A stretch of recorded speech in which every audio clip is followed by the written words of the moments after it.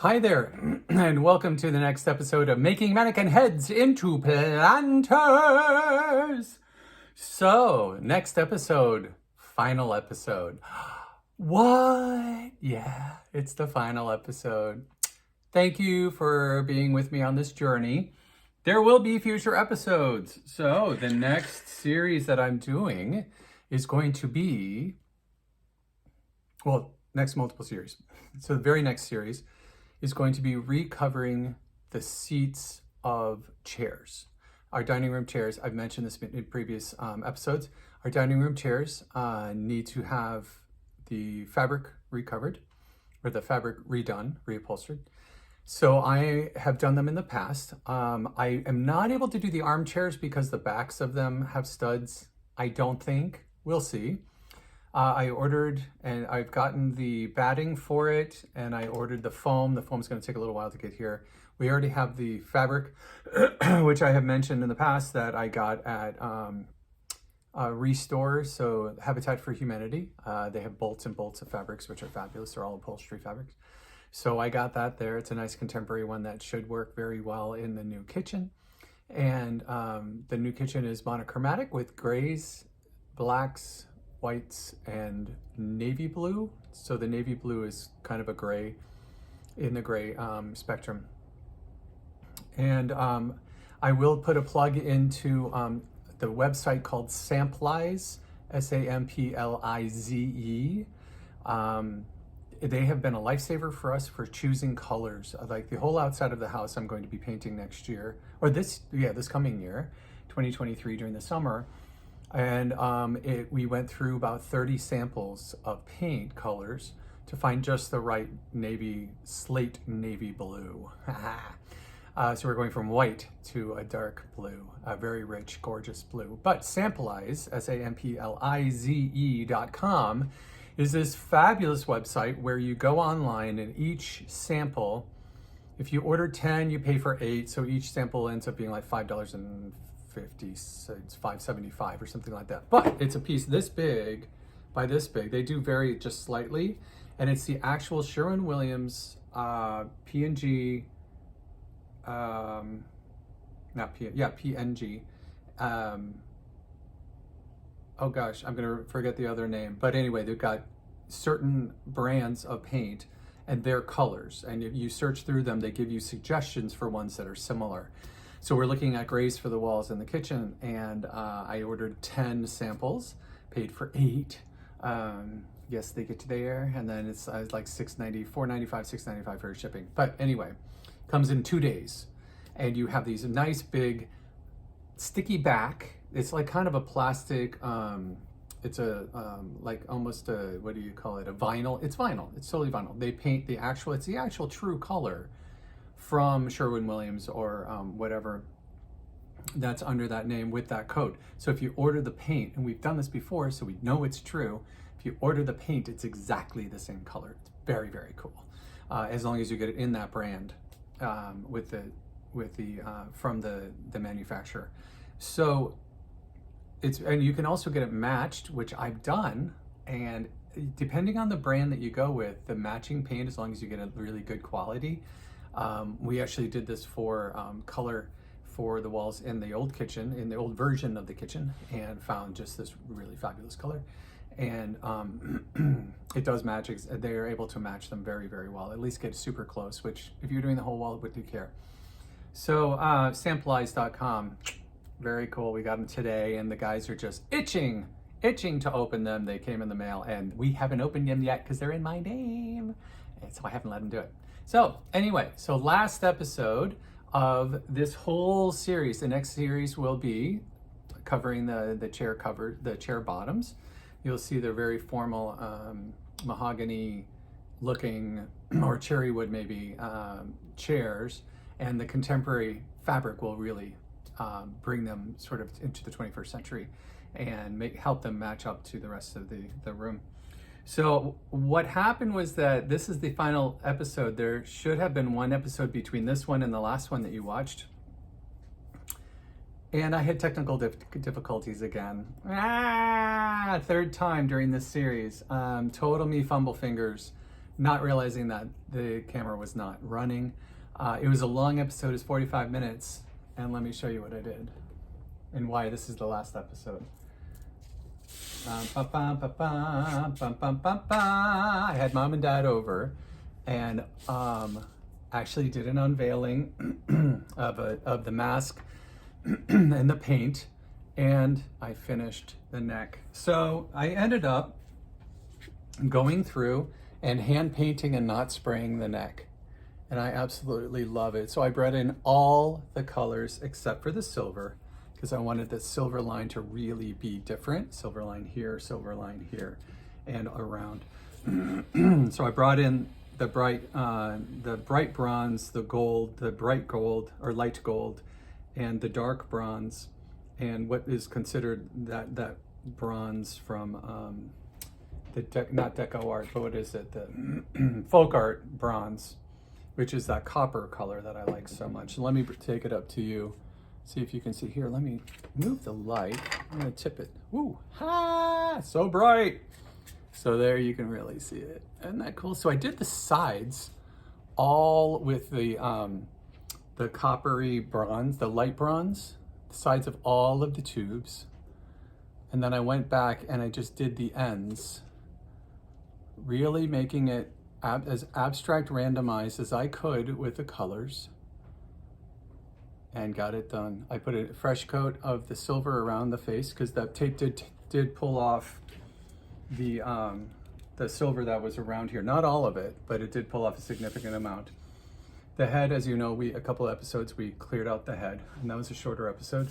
And then this came out beautifully. I absolutely love the face, the drippiness.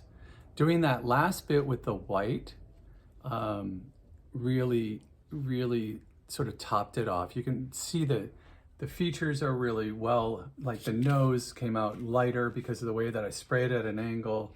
It brings out the features because it highlights the lip here, highlights the lip here.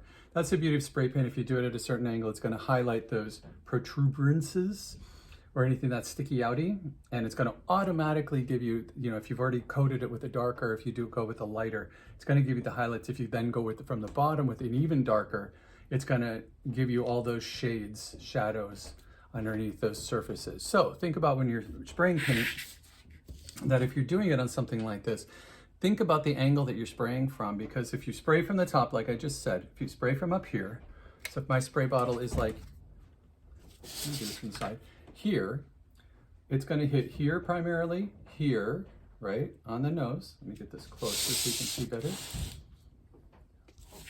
Here we go. I'm going from up here. It's going to hit here. It's going to hit the tops of the cheeks. It's going to hit the nose, top of the lip, top of the bottom lip, and then it'll hit sort of in through here. So the paint underneath was still nice and wet, so it really got crinkly on there.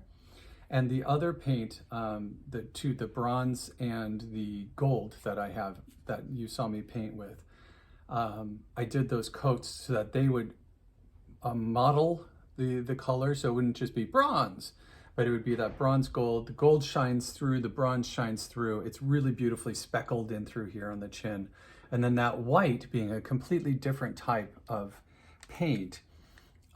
It's like a super hardy outdoor paint, whereas this metallic is an outdoor, but they're all, the white paint is actually Krylon, whereas the metallic paints are